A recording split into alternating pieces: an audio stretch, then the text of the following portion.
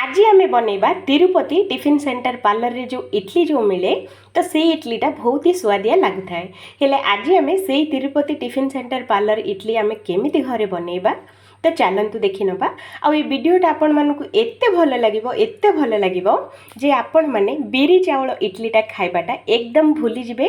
आ थरे बनैला मात्रे सब बेले ए इडली बनैबा पई ही पसंद करिवे। तो ये रेसिपीटा एत्ते स्वादिया लागिबा संगरे बनैबाटा भी पूरा पूरी सहज। तो चलतु देखिबा आज तिरुपति टिफिन सेंटर इडली केमिति बना हुए देखि नबा।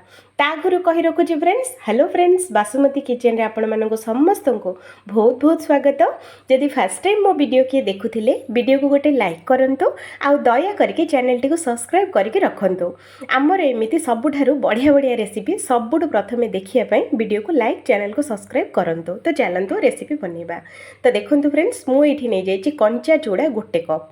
सेई कप रे मापिकी मु नै एठी आधा कप सागुदाना। से कप रे ही पूरा फुल गोटे कप मु एठी दोची बिरी डाली। गोटे बड़ चामच एठी मु दोची मुग डाली। से कप रे मापिकी मु एठी दोची 2 कप घरर अरुआ चाउल। तो आपण माने चाहिए उष्ण चाउल भी दे पारिबे। गोटे बड़ चामच एठी मु दोची हर डाली। आ आधा चामच मु एठी दोची मेथी दाना।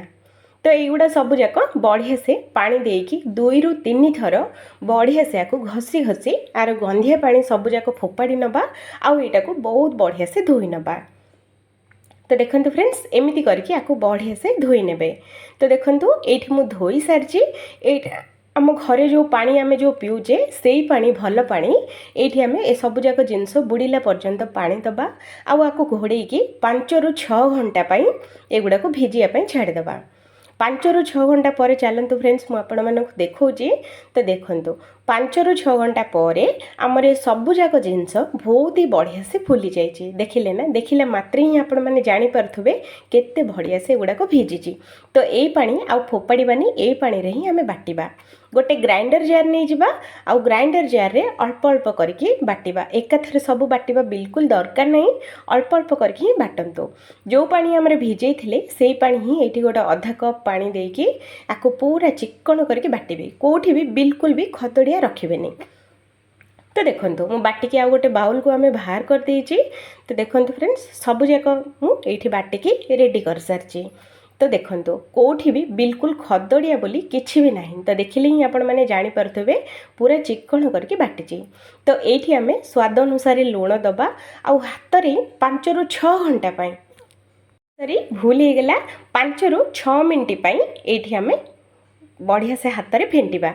आउ आको 8 घंटा पाई छाड़ी दबा। 8 घंटा पर देखंतु फ्रेंड्स, केते सुंदर आमर बैटरटा पूरा फुली जाइए।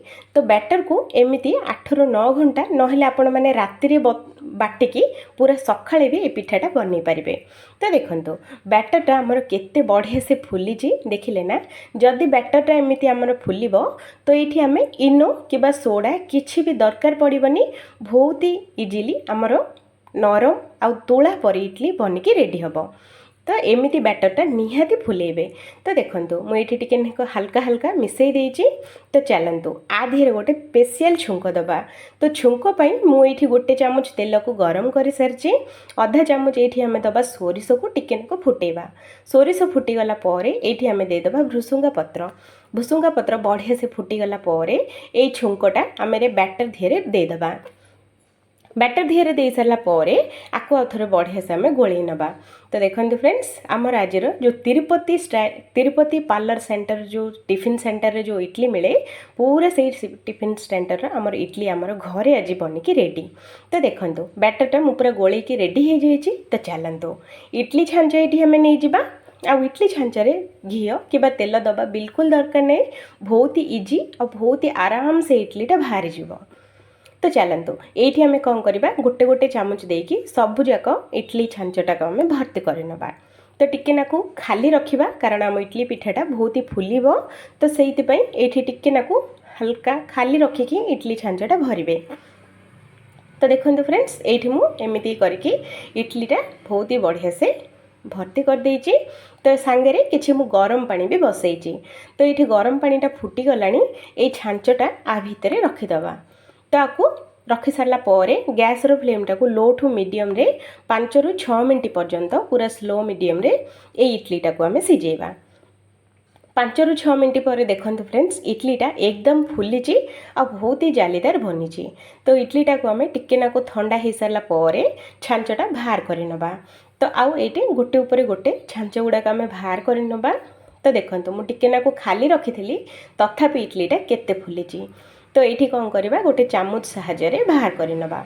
तो ये मुझे देखा फ्रेंड्स आमर इडलीटा देखंतु केते नरम आ केते जालीदार तोलाटू भी अधिक नरम बनी थिला। ए तिरुपति सेंटर टिफिन सेंटर जो इडली मिले ताठू भी अधिक मजालिया लगुला।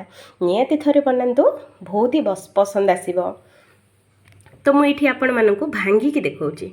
तो देखंतु फ्रेंड्स भांगिला मात्रे ही आपण माने जानि पारुथबे जे केते तोला परि बनीची आ केते एटा नरम भी बनीची। देखिले ना देखिला मात्रे ही आपण मानकु इच्छा होची ना बनिया पई। निहाती थरे बनांतो जो मानकु भी खुएबे से माने आपण मानकर प्रशंसा करबाटा बिल्कुल भूलिबेनी। तो देखंतु पूरा जालीदार आ पूरा नरम बनीची। तुलाठू भी अधिक नरम तुलतुलिया हेकी बहुत ही बढ़िया से बनीची। तो आज जो रेसिपी आपण मानकु केमिति लागिला कमेंट करबा बिल्कुल भूलिबेनी। जदि वीडियो भल लगे वीडियो को गोटे लाइक करंतु आ चैनल को सब्सक्राइब करंतु। आमर एमिति अपलोड हैला मात्रे सबुठारु प्रथमे आपण वीडियो देखिया पई। फ्रेंड्स छोट यूजर को बोली भी टिके सपोर्ट करंतु। खाली बड़ यूजर को सपोर्ट करेंगे तो छोट यूजर कौन करेंगे तो से छोट यूट्यूबर को भी टिके सपोर्ट करंतु फ्रेंड्स। तो ये छोट यूट्यूबर भी गोटे वीडियो पछरे बहुत ही कष्ट करते फ्रेंड्स। तो से दया करके वीडियो को लाइक और चैनल को